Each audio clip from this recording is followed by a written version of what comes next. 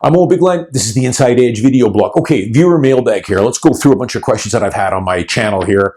I do my best sometimes to reply to them on my channel here, but a lot of times if they're going to take me a little longer, it's best to address them on video here. So, Owen, I really find your channel insightful. Thanks for sharing the info you give us. I hope you could do a video about the rising interest rates and how it will impact home buyers that might be forced to sell their houses. How will this affect the market? So he's asking, is the rising interest rate market going to have sellers forced to sell because of rising interest rates? Well, there'll be a few people, but and anything can happen. I don't have a crystal ball, but do I see the rising interest rates having a big effect on people being forced to sell their home because their mortgage rates are going up? No.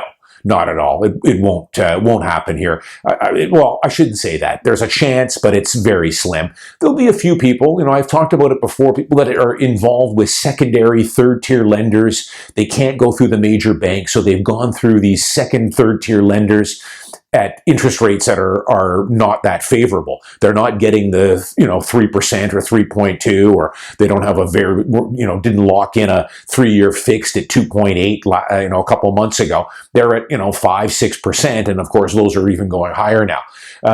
They could be in trouble for sure, but they're in the minority. Most people, as you guys know, work the Lower Mainland here. My main market is Vancouver, downtown, east side, west side. Do a fair bit of work in Richmond and Burnaby, Lower Mainland. Most people here are using conventional mortgages. They're putting down healthy down payments. You have to with anything over $1 million, and you have to, if you're buying an investment unit, put at least 20-25% down. The other thing I've pointed out many times here is, Lower Mainland has, I think, Canada's highest percentage of clear title ownership, meaning they don't have a mortgage. I sell probably 10 properties a year where my seller is clear title, doesn't have a mortgage. The equity to mortgage is quite high here. We're using large down payments and conventional mortgages. So, I wouldn't hold your breath if you think. The other thing too is, these interest rates are still very attractive. Yes, they're going up. We just had a 1% increase here. I think it takes our variable rate up now to about 3.2% or something, or 3.4%. But, my mortgages, I've had several that I locked in earlier this year and last year. I'm good for another 3-4 years. It's sub 3% on most of my mortgages. Keep in mind too, the variable rate mortgage, people that are in variable rates, your payment doesn't go up. Your payment stays the same. It's just that you're paying more interest and less principal. So I don't think it's going to have a big effect. Media loves to play up that kind of stuff. This is that fear cocoon that the media just loves, that these high interest rate hikes are going to cause people to be in trouble and forced to sell their home. Don't believe it. It's just a gimmick to try and get you a click, to scare you, to get you into that fear cocoon that they love to put you into. Second question, Owen. I know you sometimes talk about the bad stratas. In your opinion, what are some of the good stratas? Could you please acknowledge them and list them here? No, I've talked about this one before. I won't. It's taken me 15 years to build my database of stratas in areas like downtown Vancouver. I'm not going to go and list all my most favorable stratas here because I don't want the competition. I'm already in enough competition on these good stratas. And in most cases, especially if it's a good quality 1-bedroom in a good strata priced right, it's pretty much always in multiple offers. I'm already in competition with 3 or 4 other buyers. I don't want 20. So, this is, again, comes down to hiring the right realtor. If you're going to buy a downtown condo or a Richmond condo or whatever, you should hire a specialist that knows that area. I don't know all the stratas, but I definitely have a pretty good database of the ones that are in my kind of favored list for sure.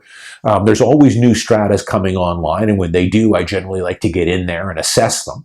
And then in the ones that I don't know, well, of course, we're going to order all the docs, get a home inspection, and do our due diligence on it. But this is taking me over a decade to do.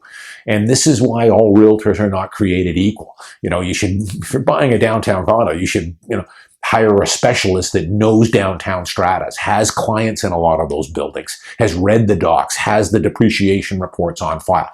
That's the difference between a a high-producing top 1 or 2% realtor that's been in the business for a while, or a decade or more, and a realtor that's kind of a new, or hasn't done all that many deals and is kind of getting his feet going. Talked about appraisals. I had a couple of low appraisals. That blog I did about a month and a half ago.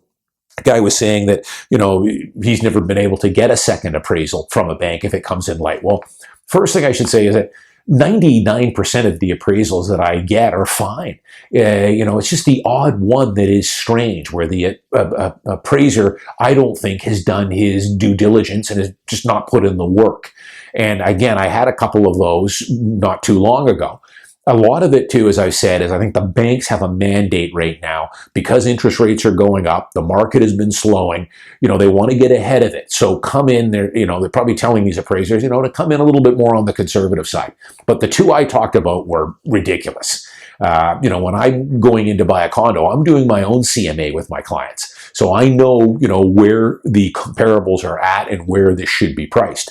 So what I was able to do is, I'm not privy to the comparables that appraiser is using. They don't send me their assessment or the comparables that they're using for their market analysis. So what I do is, though, I have mine. In both those cases, I just sent in my CMA, my comparable market analysis, with the comps I was using, which were different than whatever ones this appraiser was using, and it was reassessed at a higher price. So you can do it. Hopefully your realtor is doing a CMA for you on the buy side. And if you don't like the way they come in, then you get another one done. And I'm happy to provide my CMA to the bank, and they can go get another appraisal done. I did that one on I've done lots of blogs on pre-sales, and I did the one on the contracts being changed now with an inflation rider into some of the pre-sales. One guy had said, despite the high prices, Owen, pre-sales are still selling out. Why is that? Well, I think this guy kind of misunderstood a few things that I was saying in that, and what I've often said with pre-sale. Pre-sales can be right for the right buyer, and yeah, for the most part, pre-sales eventually do get at least sold enough so that they can move on with the construction. Listen, there's a buyer for everything. And in some cases, pre-sales can make sense for people. I've said that over and over again. The other thing I want to point out, I think sometimes people think that I'm kind of insinuating that these developers are making excessive profits or making, it's all in their favor and they're making these excessive profits, and they're not. If you go back and watch some of my blogs on presale and developers make a fair profit margin on selling presale, but they are not making money hand over fist on these, or any, outrageous profits on these. As a matter of fact, I think for the risk they take, they do okay, but it's a reasonable amount of profit they have built into these. I mean, you have to realize that, developers, they have to secure the land. That could be 20, 30, 40, if it's downtown here in Cole Harbour, maybe $100 million they're paying for the lot. Then they have to take it through the process of getting it all pre-approved, the designer, the architect. Then they have to open up the pre-sale center and pre-sell it. And they need to sell 50, 60% pre-sale before they can move on to the construction stage. So they're taking on a tremendous amount of risk there. $100 million or more that they've got out of pocket before they're going to see anything coming in from the pre-sales. So in my opinion, the risk they're taking is high, and they're entitled to those premiums that they're charging. Although, as I said before, it's tough to even get a pro forma done these days with the cost of inflation's running so high right now, and labor and insurance and taxes and everything else. It's a difficult business for developers. In my opinion, the money they do make on new developments is more than reasonable. But of course, pre-sales are eventually going to sell, well, they don't sell out. They generally sell 60 or 70% and then hold back the other 30 until it's complete. But there's a buyer for everything. A lot of people love pre-sales. They love that layaway program. But as I've often said, in my opinion, with the GST and the risk and the 3, 4, 5 years till you get the keys, I tell everyone, before you pull the trigger on a pre-sale, have a look at tangible product. It doesn't have to be 10 or 20 years old. You can buy a 2-3-year-old unit without GST. It's tangible. You can negotiate it and move into it in 2 months. Uh, so the last one is, how much can we expect prices to go down with these rising interest rates? I'm looking for a good quality one-bedroom investment unit or downtown Vancouver. Well, I don't know. I mean, as interest rates go up, it's a cold bucket of water on the market. We're seeing the market slowing now. But as I pointed out quite a few times on my blog here, the high quality one bedrooms rarely even get into balance territory, let alone a buyer's market. Right now as I speak, we're summer 2022. I've got several buyers that were waiting for good quality one bedrooms. It's a waiting game for the good quality ones. I was just in an offer night last week. It was mine and 7 other offers on a high quality one bed in Yaletown. So that's typical of the good high quality one bedroom units like this guy says he's looking for. So it might slip into more balanced territory. Right now it still favors the sellers for one good quality one beds. It might slowly slip into more of a balanced market as we keep getting more interest rate hikes. A lot of it will depend on inventory. Right now, inventory for those good quality one beds is low, and I'm not seeing a whole lot getting listed here. We're in the dog days of summer. We'll see what happens in the fall. That generally we should start to see more inventory hit after Labor Day, but we'll see. The real story is here is we have not seen a big spike in inventory here. It's gone up a bit, but on the good quality one bedrooms, not that much. I would say to this guy, get pre-approved, maybe wait until after the summer, after Labor Day, see what the inventory is like. You can give me a call and we can, get you on my list here and work out a budget for you, the price point you're looking at, and buy. But will the prices come down all that much more here? I don't know. Right now, they're pretty resilient. What is going to come down, though, is the higher end units, the 2 and 3 bedrooms, the units priced above 1.3 or 1.4. Those are softening. The detached market now has already gone into a balanced market. Those are the things that are going to be much more hit from these higher interest rates, the higher end product, and we're already seeing it. The good quality one bedroom market, though, I've often said is pretty resilient.